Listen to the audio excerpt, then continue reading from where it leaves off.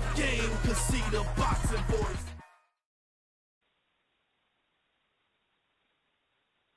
I got my co-host here, Mario Munguia, on the line, and I just wanted to call you because yesterday I didn't get a chance to ask you everything that I needed to get out. But Mario, you there?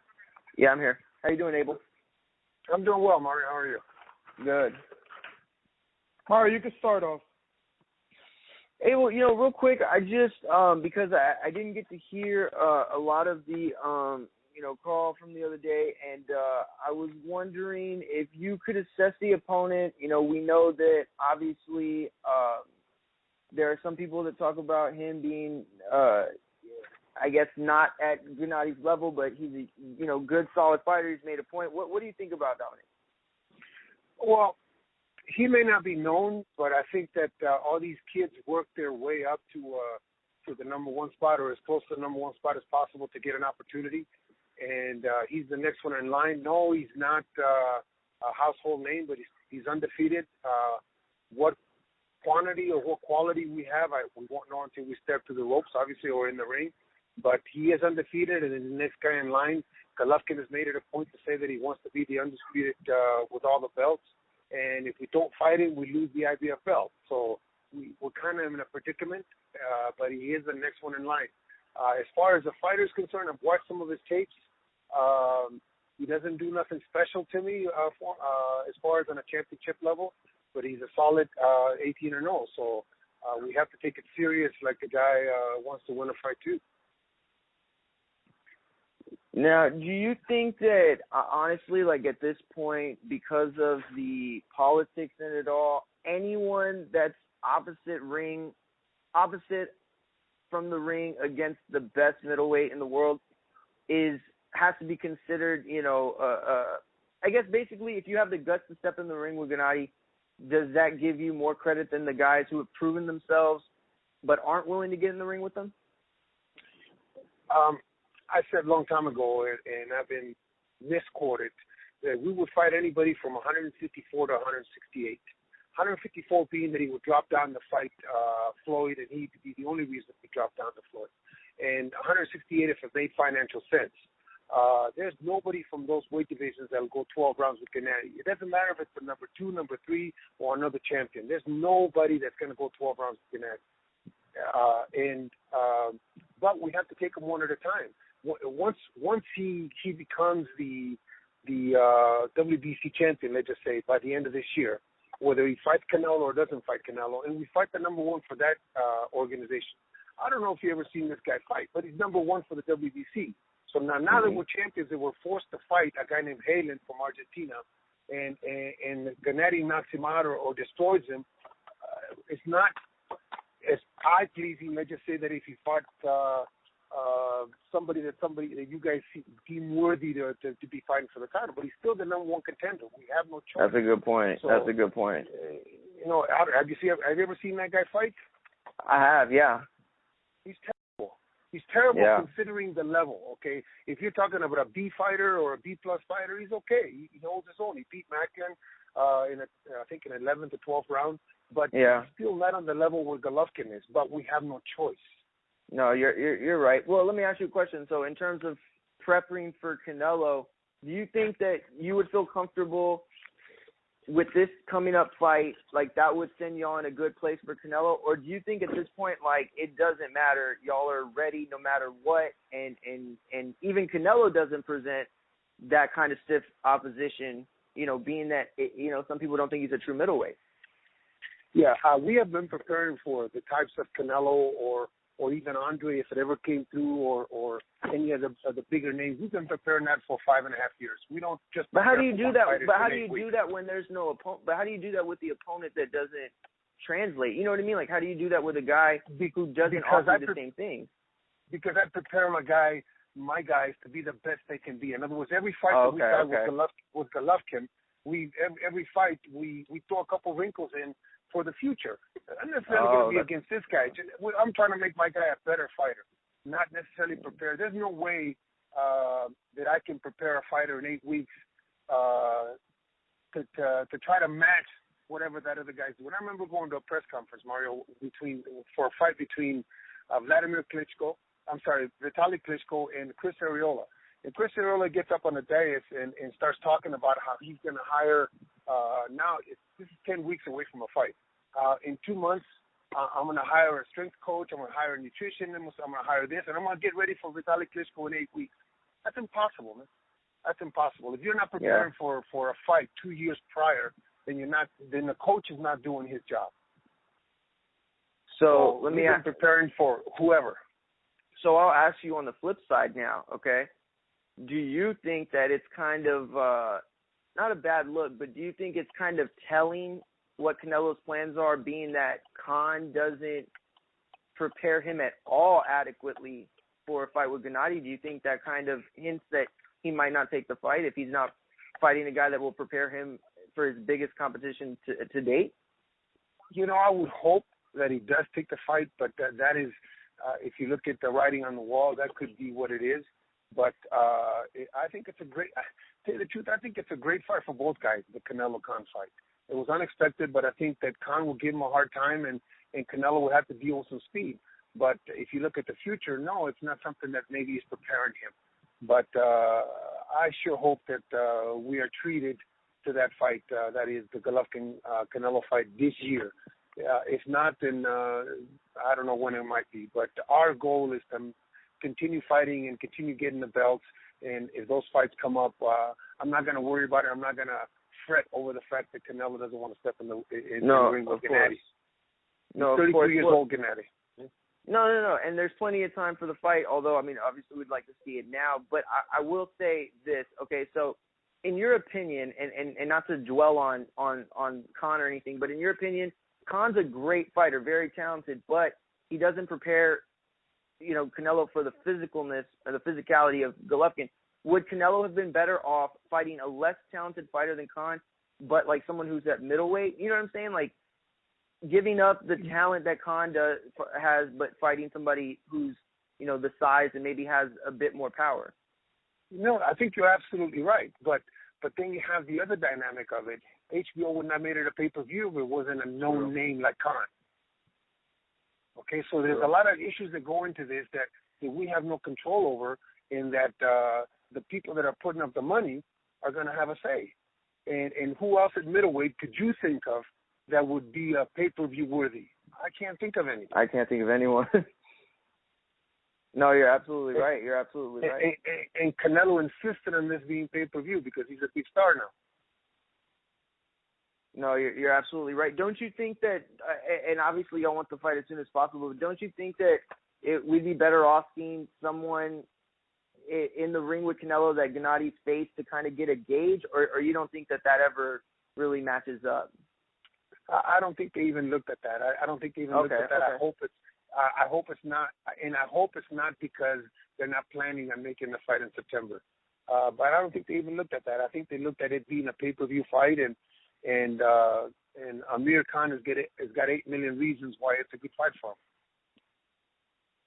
Now, I'm going to be honest with you, okay? Well, I was a little critical of the fight with Lemieux, not because Gennady didn't look great. He looked, in my opinion, better. He showed more level than ever before. But the only thing was, it was pay-per-view. I thought it was a good opportunity for him to, give one of those, like, crazy Gennady knockouts. You know what I mean? Instead, he showed that he is of pound-for-pound world-class ability.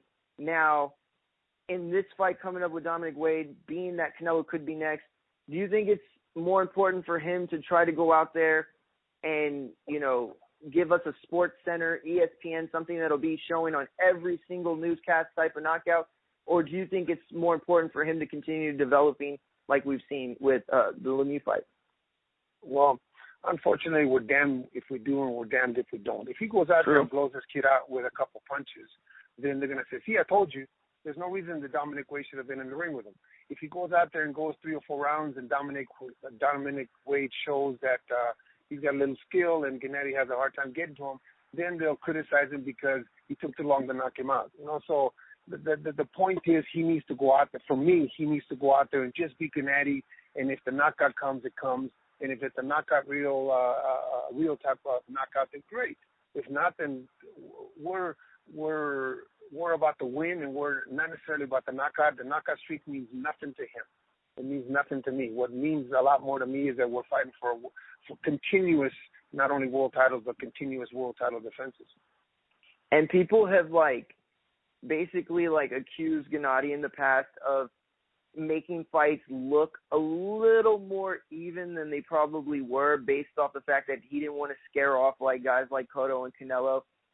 Do you ever buy into that? Do you think, even if it's not something you plan, do you think that Gennady's trying not to scare some of these guys off and going in there with the plan to at least let his opponent remain in the fight for as long as he can possibly stand?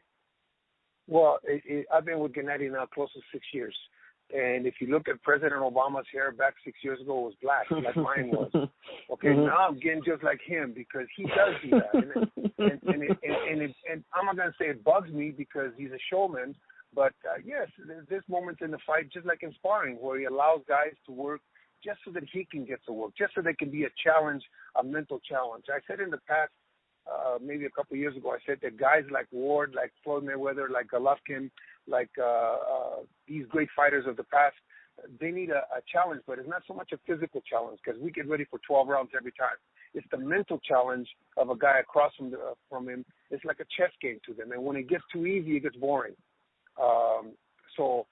Yes, there has been times in the Murray fight, in the Monroe fight, and if you listen to my commentary in the corner with him, I remember. You can tell that I'm telling him, don't worry about the fans. Just continue to do what you're doing because the fans want a knockout. The fans want a quick knockout, and I want him to continue doing what is in his mind. And that you can hear in the commentary, like I said, because I want to make sure in practice today what we're going to need when we face the higher echelon, according to the experts. Yeah, absolutely. Nez, go ahead. I got a couple more, but I'll just let you go ahead. Yeah, Abel. So obviously, I want to talk about Sullivan Barrera, and what I was trying to ask both you and Virgil yesterday was, if you, well, not you, but Virgil was on the conference call yesterday. So I was trying to ask, are you guys going to use this as a gauge? Because obviously, there's been a lot of back and forth between the two camps in reference to Gennady and Andre Ward, but now you get a chance at Andre Ward with Sullivan Barrera, who's a lot bigger, a lot stronger. Well, we would assume he's a lot stronger because of the, difference in weight. But are you going to use it as a gauge, or did you already have a plan in place for Andre Ward? No, I think that in the past I've been very critical of Andre, but it has never been of his skills.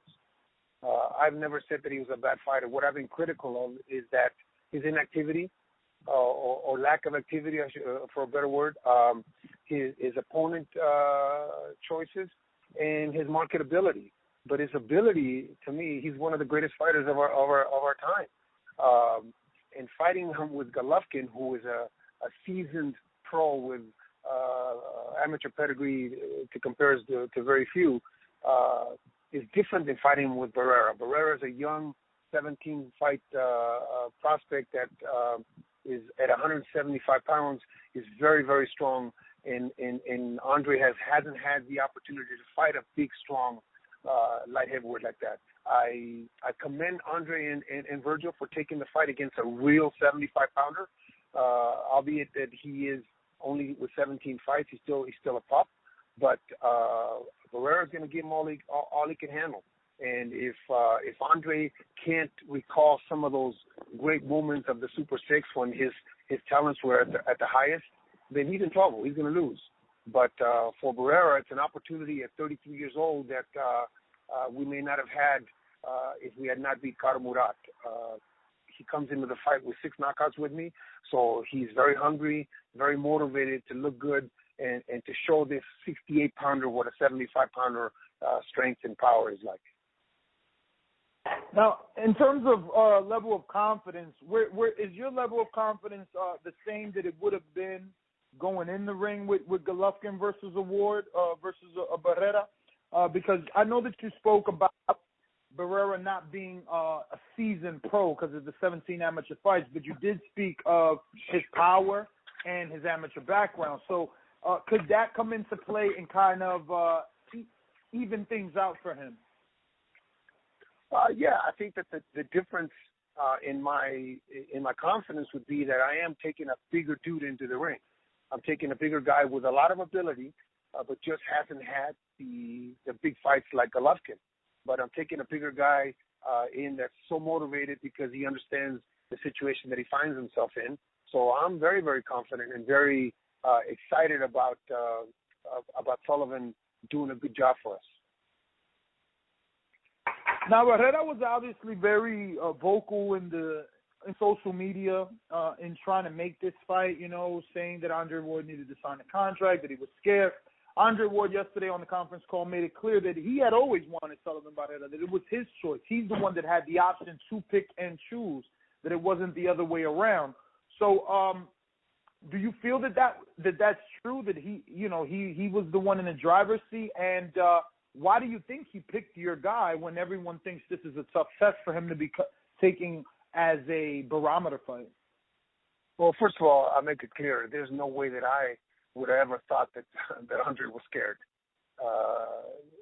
Andre, his record speaks for itself. He's accomplished a lot. Second of all, I don't think that it was completely as one-sided as Andre wants to say as far as the selection process. I think that there's a lot of issues that are involved. HBO, I'm sure, had a lot to do with that. Maybe that's one of the reasons why he didn't fight in November. But all the antics and all the social media stuff that Sullivan was trying to put out is because he was mentioned at the beginning, and he wanted to make sure that he had the best chance possible by saying all the things that he said. And I think he accomplished the task. I mean, I think that by all his craziness that he was doing on social media and maybe some of the pressures of on the other side, like I said, from HBO and from some of the other powers that be, forced the fight to fruition. But I think Sullivan, understandably, knew that he had to do his part. Hey, let me real quick add on to that question, because to me, Abel, I'm going to explain real quick, okay? Because I see what Ward was saying, about Barrera when he was on Twitter, and he was like basically making it seem like, oh, you're lucky if you get this fight, okay? We've seen Andre's marketability. It's not as deep as he, thinks. Guys like Golovkin obviously are selling out from coast to coast. The Canelos, the Cottos, the Mayweathers, those guys are in demand, okay? Do you think Ward thinks too much of a fight with Ward? Like, do you think that he considers it more of a ticket than he probably should? I think that sometimes some of the things that I've heard Andre say are a little hard to grasp because he, no disrespect to him, but he's a legend in his own mind. He's a great fighter, but he hasn't been relevant. Now, this fight against Sullivan Barrera, not because Sullivan is a big name either, but because Sullivan is a solid 75-pounder, and if you show some of the clips of his last fights, he's a guy that comes to fight. He's a guy that's strong, is knocking people out. If Andre Ward does to Sullivan Barrera what he did to the guys at 68 pounds in the Super 6, then we're going to start to believe it. We as fight fans are going to start to believe that maybe it's not just his talk. Maybe he is as bad as he thinks he is.